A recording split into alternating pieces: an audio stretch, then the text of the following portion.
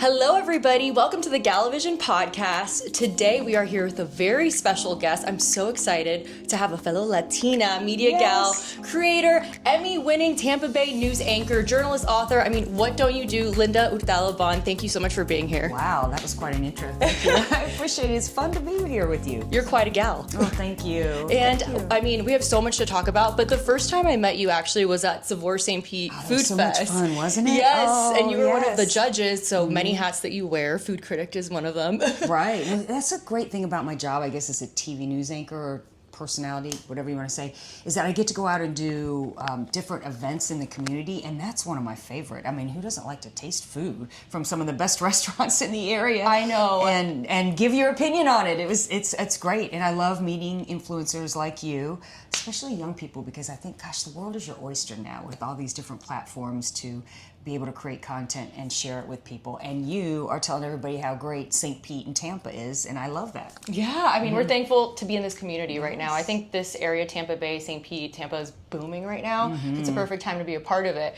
But I knew you were a cool gal when you were judging at Savoir St. Pete, and I was up in your face taking content as I do, and you fed me. Oh, that's a piece of food. Oh, you want to try it? You put it in my mouth. I was like, I love her. She's awesome. So yeah, I wanted you to get the experience too, not just taking pictures. You really looked like you wanted to try it. So I said, I appreciate that. It was such a great day. So I was so happy to meet you then and glad we're able to keep in touch. And Absolutely. I've been following your journey and the recent launch of your third book in the All the Girls series, All the Captive Girls.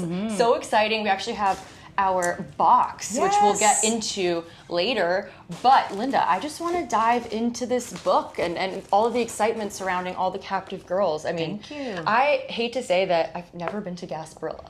You have not? I've never been. Oh my gosh, to that has to be a Gasparilla. bucket list thing, right? I know. So there's a couple ways that you have to go to Gasparilla. The first time, I think you have to go and just experience the whole parade route and the porta potties and the walking in inappropriate heels that hurt your feet by the end of it. And getting way too many beads and not knowing what to do with it at the end. And that part, you just got to just dive in and experience it. Then, if you get a chance to actually be on a float, it's really fun to experience it from that perspective and to be on the float and to be throwing out beads. And then you should go by boat because it's a completely different experience. The day parade, you missed it, cruise parade. If you go by boat, and we've done all three.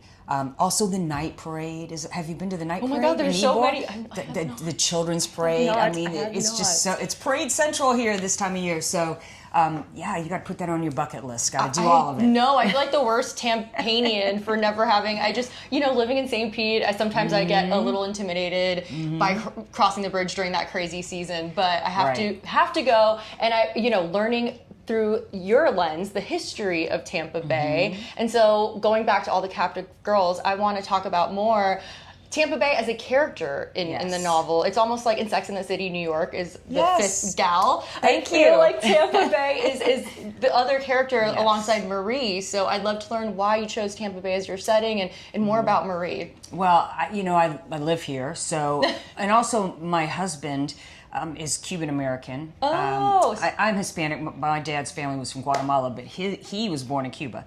And we raised our kids in the Cuban American community here, like West Tampa, near Leto High School, that whole area. And his mother picked up my kids from school every day, our kids. Abuela, and taught them Spanish and cooked for them every day. And so I would come pick them up and the sofrito would be on the stove and all the smells of the Cuban kitchen. And so for me, just seeing my children being raised in that wonderful community, I wanted to show the world that not many people get a chance to go to Cuba. Not many people can go into Abuela's kitchen and smell how good it is and taste the food. And the importance of family. And the Santeria was interesting because one time when my daughter was sick, Abuela said, someone's giving her the evil eye, and that's the first time I had heard of that. Oh my God, and the evil eye bracelet I in the have box. it on too. Yes. And I'm like, what is the evil eye? And why would somebody give my daughter the evil eye? Oh my God. And she was like, well, some people do it and it's not even intentional. Like it's envy based. Oh my and God. So they're wishing ill will maybe in a deep dark place that isn't out there. And so this is kind of a protection.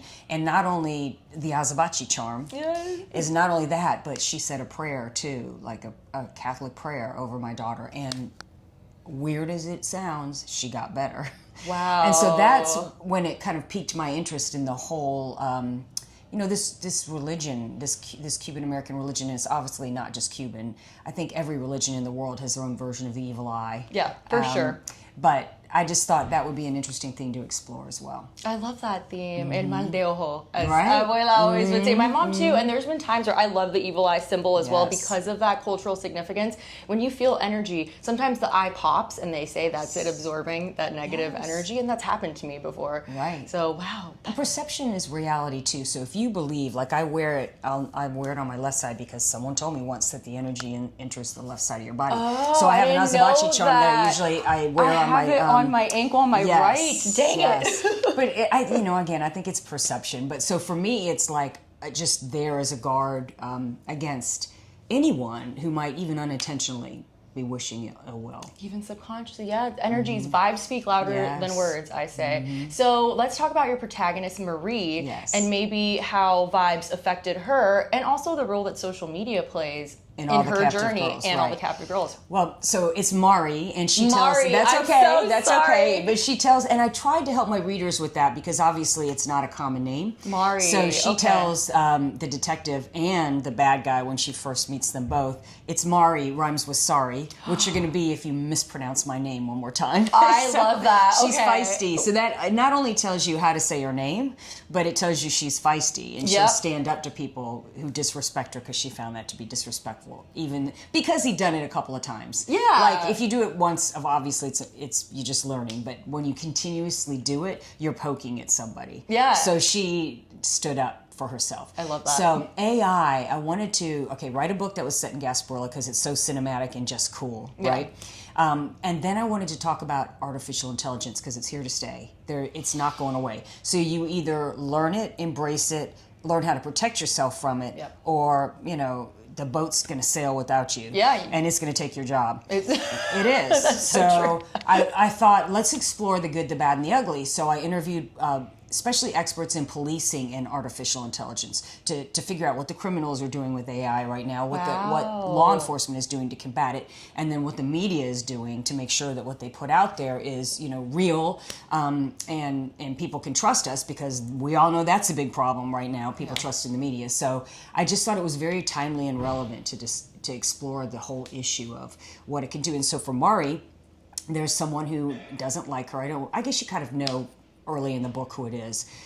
So it's not really a whodunit. It's more like a how is he going to do it? And so he's seeking revenge against her, and he uses artificial intelligence to put her at the scenes of crimes to make it look like she is guilty or at least complicit, like she knew about it. And so in the beginning of the book, she starts off a hero because he uses AI to manipulate the social media audience and to make her look like a hero. So he puts her up on a pedestal. To then tear her down. Yes, just to make her go really high so that when the fall happens, it's even worse. What a man. And she goes from being, a hero to, criminal. And now she's guilty until proven innocent, which I think with AI sometimes forces you into that corner. It's like, well, there's video of you doing it, so it's got to be true. These days, so no, it true. Doesn't have to be true. Right. It could be doctored. It could be totally fake. So now, like in the real media, we make people sign a document when they give us pictures and videos stating, this is not artificial intelligence, this is real. So that if you, and people could still lie to me, but at least I've done my due diligence to protect the viewers by saying they told me it was real, and it's on them. You know what I mean? Like, it's still a problem though, because people lie. Yeah, that's a crazy barrier that you now have to navigate as a journalist and as a storyteller. It's really interesting. And like you say, there's been some rejection of AI, obviously, but if you're able to use it as a jumping off point, kind of like a thought starter, I think that's the best route. Right. Make it your friend. Right, make it your friend. So Yes. like I did decide to, I've never used AI in writing ever before, but because this book was about artificial intelligence and how it affects our lives, I thought, well, I'm gonna test it out. So for instance, I used it, okay, the Tampa Bomb Squad arrives at a parade, Gasparilla Parade. They think there's a bomb in a float. Oh, geez. What are the top 5 things they would do in order to check for a bomb? Wow. So before, I'd have to call the PIO from Tampa Police, set up an interview with someone from the bomb squad, sit down and interview them, then incorporate that. That takes time, of right? course, yep. With AI, it gave it to me in literally 15 seconds.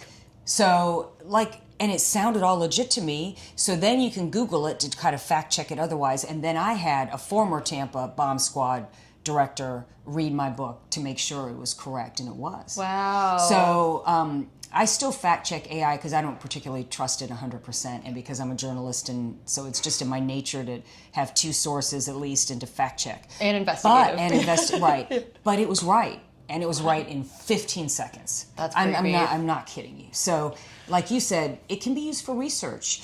My daughter uses it in college to organize information and do graphs and charts, and that takes much less time, right? So, I mean, I think it has its place. I think it is helpful.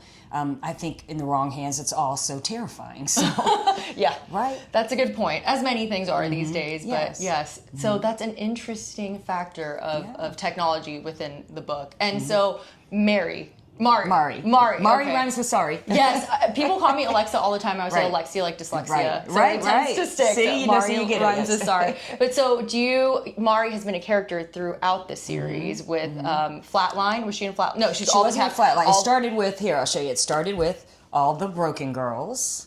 This takes place in West Tampa. Okay. This is the very beginning. Now, do you recommend reading all of them in succession, or can we just dive into one? I always write my books as standalones because I can't assume that everybody started with this book. So that's what I was going to wait. Yeah. I haven't dived into it fully yet because I wanted to see if I should read them all. But but you can read them standalones too. So this is All the Missing Girls, book number 2. It takes us to Cuba. I saw that. And it's really fascinating. It is it's a little dark. I will go ahead and tell you. One of my friends told me, you wrote a horror book. I'm like, I didn't write a horror book. Yeah, that was pretty horrific. So it takes place in a actual place that I found in Cuba that was a whole town that was made by an artist. So like the doctor's office had mosaic art on it, and the bus stop was a mosaic bench, and like you could go into his house. The whole town was a piece of art. Oh my gosh. And I thought, how fascinating would that be if girls were going into this fabulous tourist place and some of them weren't coming out? And why? Ooh, I love that. So that's kind of what that book's about. And then the third book is All the Captive Girls. Yay! So that's so exciting. It's been really neat to like have these characters grow as human beings, even though they're humans on the page. You know? But I'm sure you see yourself in Mari, and there's parts of your life that are in her, right? Mm-hmm. And then there's a photographer, Orlando, who, some of kind of based on some of my best friend photographers through the years. And then there's a homicide detective, Tony. And then in this book, I introduce kind of a triangle love interest, because it's kind of been a slow burn romance with Mari and Tony, the homicide detective from book 1. Okay. And so, she wants him to, make a move already. Come on, Tony. Come on, Tony. And so I thought, well, it'd be interesting if I introduced, a flamboyant, cocky cop that, makes it very clear that he's interested in Mari. And, I mean, you've met those 2 different kind of guys, right? The slow, steady, you could marry this guy and live with him forever, and the flamboyant playboy. Yeah, who's usually Cuban. Yeah, he's usually Cuban. Says all the right things. Yes. The long, sexy hair, the great body, and he's probably great in bed and all the other things, but he's probably going to break your heart at the end of this fling. So you have to go into it knowing, not here for what a long time. It is. Yes. And so she's kind of at that point where does she have the fun fling with the guy who obviously wants her, or does she, wait for the slow burn to reach its full potential. So that takes place. And my publisher didn't want me to add romance because these are thrillers. And I'm like, well, this is the last book in the series. Oh, I'm throwing in some romance. Unless Amazon or Netflix or somebody wants to pick it up as a series, come on. Then I'll write more. But otherwise, I think, I'm gonna start another series. So Ooh. I've written 3 serial killer books in a row now. And it's just time to change. It's still going to be a thriller. This next series will still be a thriller. But I want to kind of move into more like Michael Crichton. Do you remember him? So like Twister and Jurassic Park. And yeah. So he wrote a lot of sci-fi aspect to it? Just not sci-fi so much as just more action-adventure, like big cinematic type thrillers. Okay, so, Michael Bay. I'd like to, exactly. Like I'd like to write a book called Hurricane, and it would be Twister if you saw that movie. Yes. But it's Hurricane because of the 3 hurricanes we went through. Well, Debbie wasn't a hurricane, but it was still a pain in everybody's booty. Yeah. And then 2 hurricanes followed, and a lot of my friends, my mother-in-law lost her house, Abuela. Yeah. Oh no. Lost her house. Oh my God, no. It's back in it, but like everything was destroyed. Like, 50 years worth of stuff we had to throw out on the curb. No. So many people were affected by that I want to write that book, but make it more be about the resilience of community when disaster strikes. Oh, I love that. Right? That's amazing. Those are the kind of books I want to write next, and so that's what I'm diving into next. I think that's so on the pulse too. I have a few friends that lost absolutely everything and had to start from scratch here. They lived on Treasure Island, and it's just heartbreaking. But when you're 20-something, in your early 30s, you can start over like that. I think when sometimes you're 88, it's pretty hard. It's pretty hard, and that's devastating. And I was, my mom was pregnant with me during Andrew in Miami, and the stories, and she had to start over during that time. See? So I think that's a core for all Floridians. Yes, for everybody. Like the fires in California, the flooding in Asheville. I mean, I think it resonates with everybody when a natural disaster strikes, and there's nothing you can do about it. Yeah.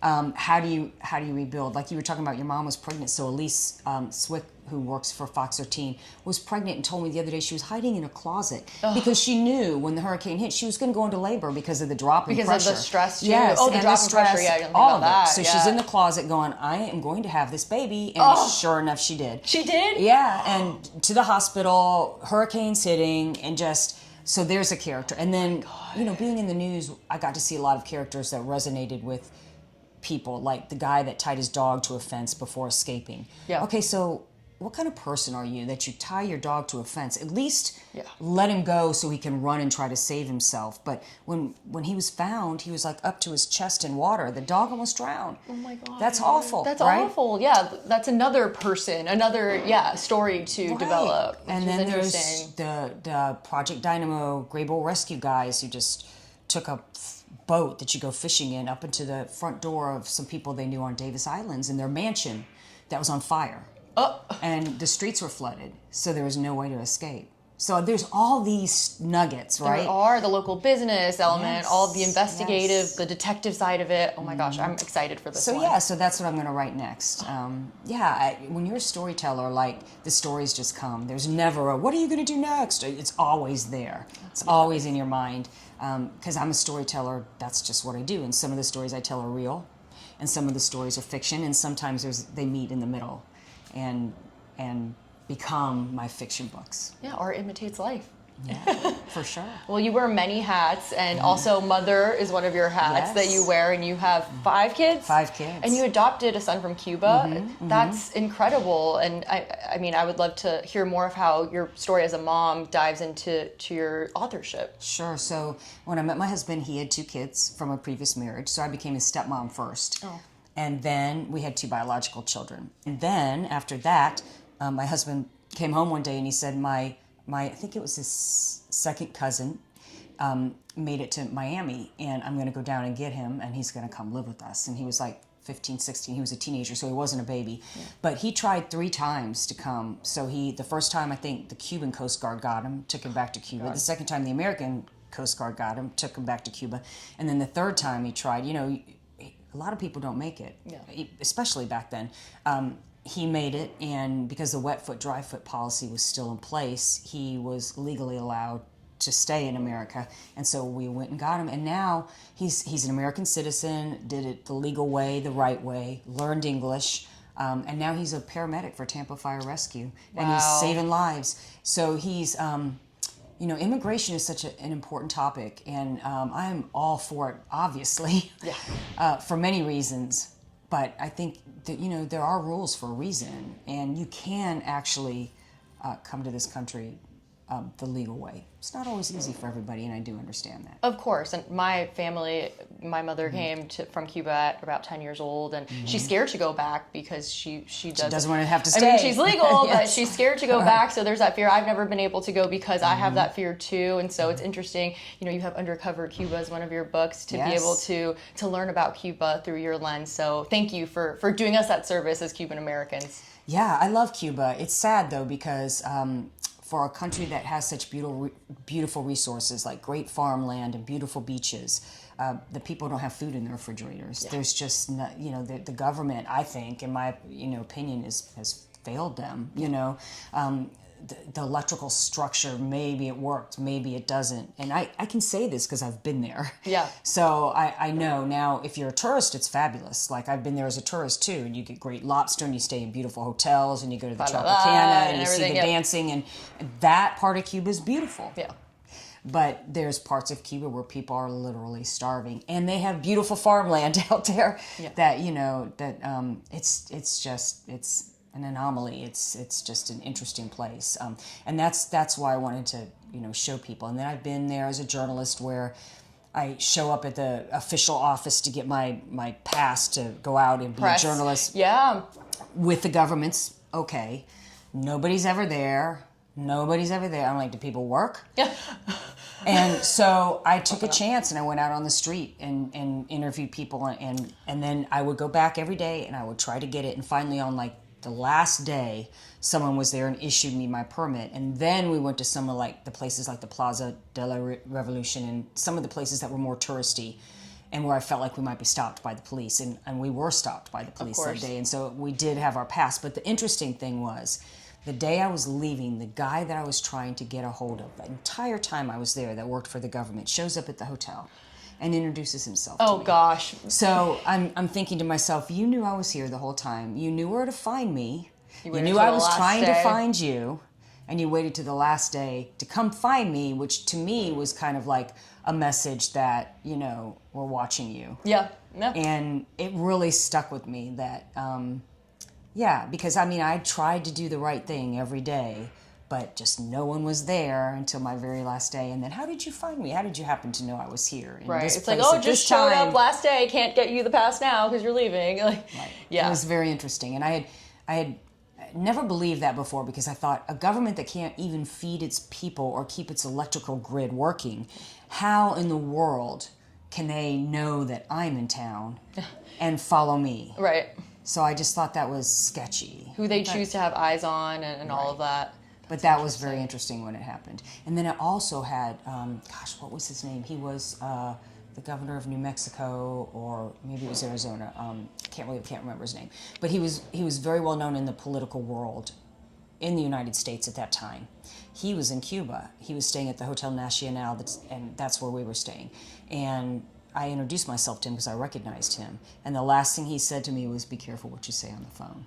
On the phone? Yeah. Jeez. So he kind of gave me a warning that, you could be listened to. So just be careful what you say. That's terrifying. I'm not surprised. I dabble in a morning radio show in Spanish here in Tampa, and I have met some people through that channel, like recent immigrants, and the stories that I hear are just, one person told me that he had a backpack where he would transmit the media from the U.S. to Spanish shows so that, undercover access to these shows that they can't watch there and news that's and dangerous. Entertainment. And and that's nowadays. So right. It's just terrifying that's a reality for some folks, but the fact that you highlight that and clearly you're investigative by nature. Right. And I wonder if keeping a country poor keeps them, like you said, ignorant because the electrical grid doesn't work, the internet doesn't work. Well, then you're kind of keeping the outside world outside. Yep. So you're kind of keeping people complacent or what they don't know, right? I don't know. That's speculation. I don't really know, but it's interesting Allegedly. when you go. Yeah, it's interesting when you go. It is a completely different world. Yeah, it's like frozen in the past. Than the one we live in. Yes. Yeah. It's heartbreaking. I'd love to go back, and I still have family there. But again, we have storytellers like you who can bring that culture and tradition back here. And Tampa Bay, we're so lucky to have that Cuban culture be so prominent. And I wanted to ask, what's your favorite Cuban food in Tampa Bay? Oh, my favorite Cuban food. Yes. My mother-in-law's. So chicken fricassee, she makes that. I love her tostones that she makes with the salt on them. Yes, tostones. Yeah, so Noche Buena is always great with the pork. She doesn't cook as much as she used to, but yellow rice and chicken. She makes really good stir-fried rice. Everything she makes is really good. Of course, my husband likes oxtail. I'm not a real big fan of oxtail. It's fatty. Right. It is good though. But she's just a great cook, and she cooks everything from scratch. And she's won competitions for her black beans. Oh my gosh. She makes black beans and rice separate. You know, I know some put them together and call them what? Mojo or congri or moro, yeah. But she makes them separately and slow cooks them, and then, you know, they're great the next day. But she was one of those cooks that just would start in the morning and cook all day, and there's no recipes. It's just a shake of this, taste it, add more of this, and she just knows. So it's really hard to like compete with that. And I do think, the Colombia, I love to eat at the Colombia, although there's more Spanish food. Speaking of, yes. Sorry to interrupt you, but yes. Let's talk Linda about the loves the Colombia, and I got Colombia. excited because in her gorgeous box for all the captive girls. The sangria mix. Andrea Gansmart actually, Andrea Gansmart Williams actually donated them. And if I can give a shout out to like the business people and the artisans in the Tampa Bay community for helping me with this, because the beautiful box was designed by my friend Matt Warwick. Look at this. It's just gorgeous. Cash Kick, which is a local company that pays you to do what you're already doing on your phone, like take surveys, play games. They sponsored the box. Oh, wow. That's really cool. And then the artisans, like, the Ybor City History Museum, this cool little pin. I love this. And there's the pirate scarves. I was going to ruin my hair, but I didn't want to ruin my hair. And then my friend, the Saucy Queen, so she makes this great dip, key lime chipotle dip, but then she designed, like, the eye patch, right? That is so to go cute. on your eye. And then we have a local company from Lutz that made these great little bags, and she's got her teas in here that people are making. I'm going to tag everybody in this so that we can show some love. Yes, Jennifer, they made the keychains.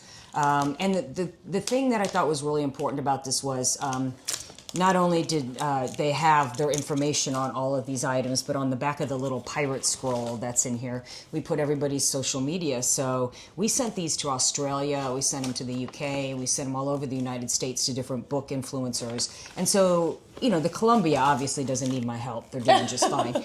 But, some of these other local artisans, they may not get a chance to like be seen in Seattle or Australia. And so it was kind of a you help me, I help you, let's help each other, lift each other up, collaboration. Collaborate. Yeah, and it was really fun. And they were like this artist right here makes beautiful paintings and stickers.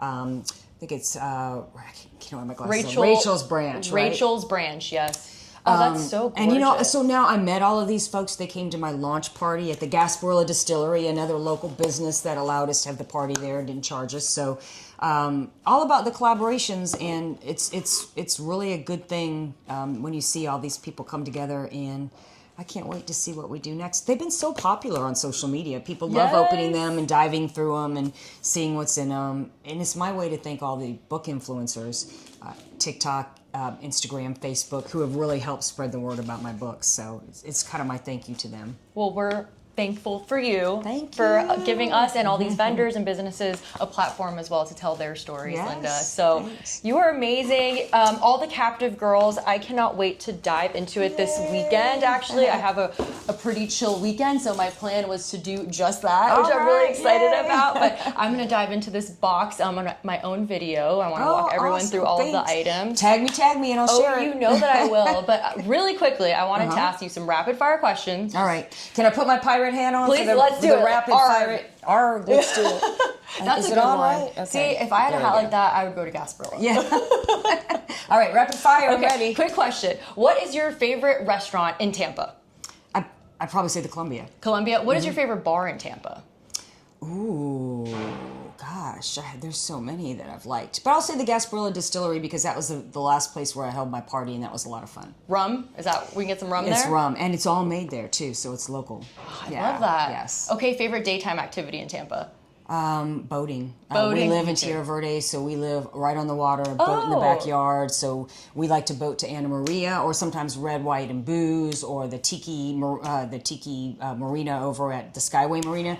So that's our favorite pastime. Skyway Bridge, or Sky Beach is really cool. Sky Beach, and we've been there too. We love Sky Beach. So that's kind of our weekend go-to. We get out on the boat and go someplace. Next time you want to have a girls' day, let me know.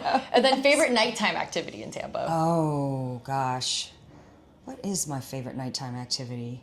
These days I'm kind of boring. It's probably going to Oxford Exchange or Tombolo, our local bookstores, and supporting other local authors. But my kids love Goodnight John Boy. Yes. And so we like to go down to Beach Drive and walk around and try. We just ate at Juno and the Peacock. So that was really good. We ate there Saturday night. So because we spent so many years in Tampa and now we just moved to St. Pete. Oh, I didn't. Okay, yeah, we were just like, for us, it's like date night every weekend. We try new things all the time because the options are endless. Yeah, absolutely. Here. There's something opening up every week. You can't keep up. Yeah, we try new things. So yeah, that's fun. I love that. Well, I'm in St. Pete too, so you'll have to join the St. Pete Gals community. Yes, all women empowerment. We do events. So invite me. Good to know that you're here. Yep. So take note of Linda's favorites in Tampa Bay. You don't want to miss out. And where can folks follow you, keep up with you? Linda will be on TV right after this. She's going to her shift I have on to go TV. into work. So Linda Hurtado is at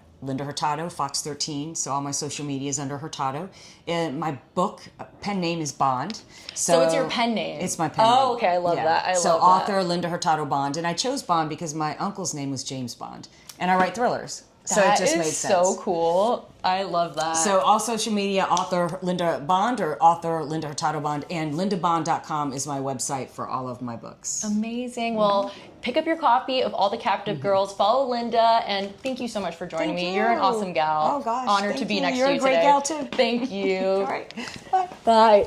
So we're wrapping up Women's Month this year, and I wanted to celebrate by highlighting an incredible, awe-inspiring Tampa Bay local Emmy Award-winning news anchor, journalist, mother, wife, and also an author, Linda Hurtado Bond, who you might recognize from your screens as a beloved Tampa Bay news anchor. But she's also an author who's published multiple books and just released the third installment of her latest series.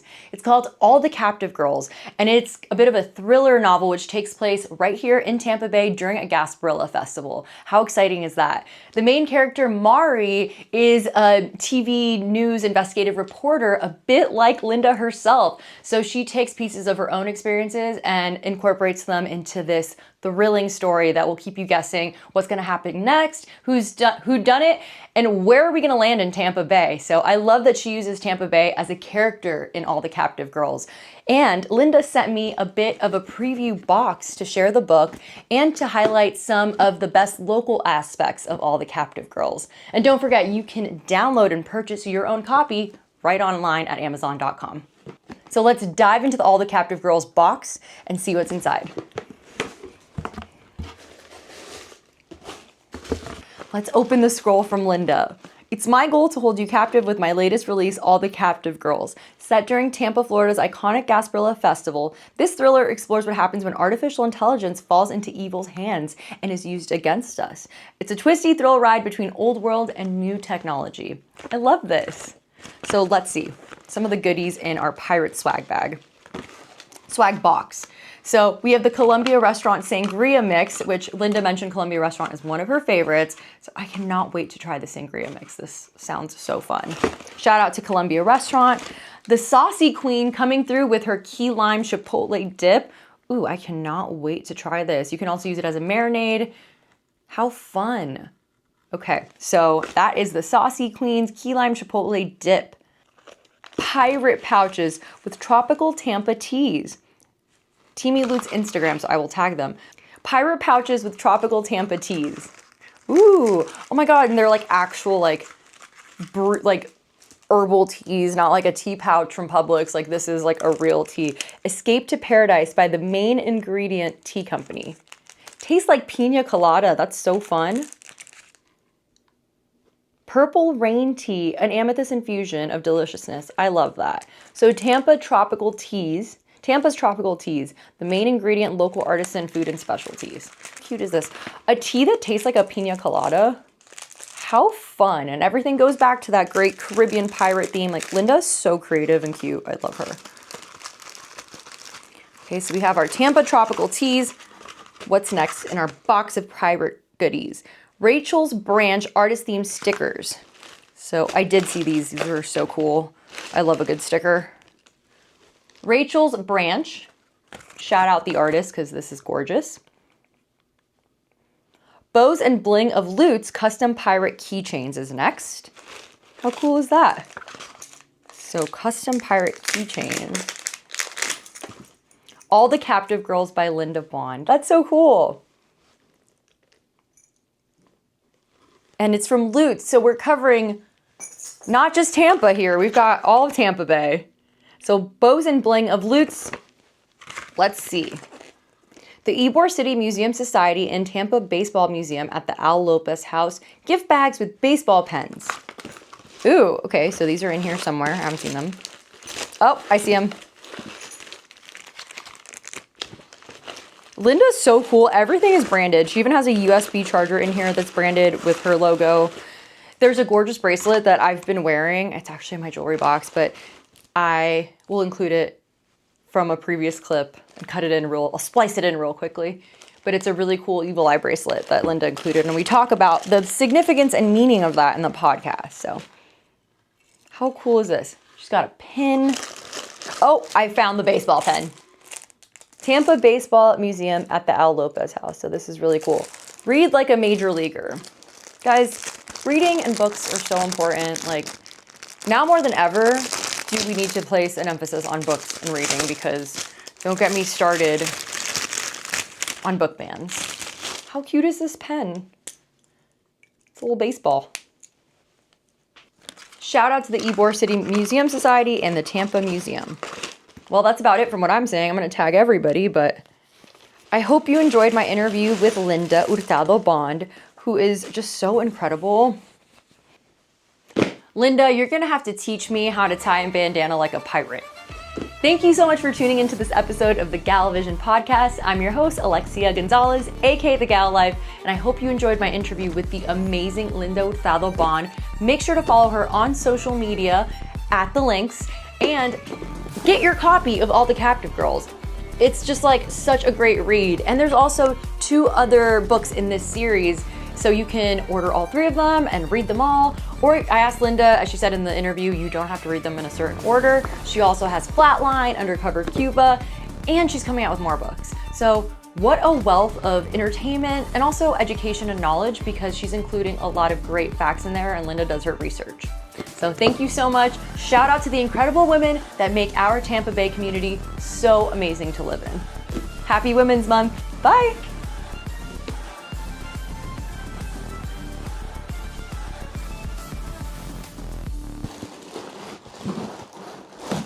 I can't see what I'm doing. Okay, there's too much going on here. All right, let's try this again. Oh my God, I just saw in the reflection that it's sticking up. How do people make bandanas look cool? Okay.